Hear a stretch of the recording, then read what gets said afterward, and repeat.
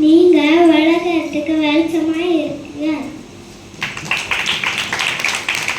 கர்த்தருடைய ஆலயத்துக்கு போவோம் வாருங்கள் என்று அவர்கள் எனக்கு சொன்னபோது நான் மகிழ்ச்சியாயிருந்தேன்.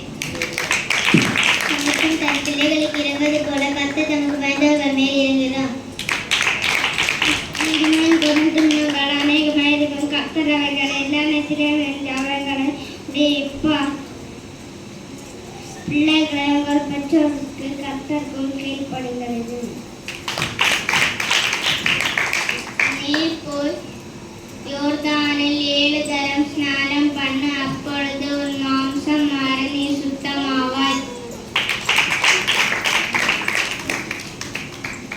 நன்மை செய்யும்படி உமக்கு திராணி இருக்கும்போது செய்யத்தக்கவர்களுக்கு செய்யாமல் இராதே.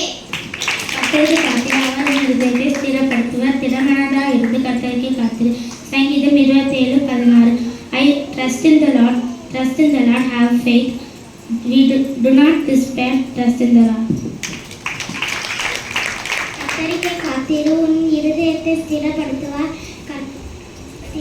திடமனதாய் இருந்து கர்த்தருக்கே காத்திரு. சங்கீதம் 26:14.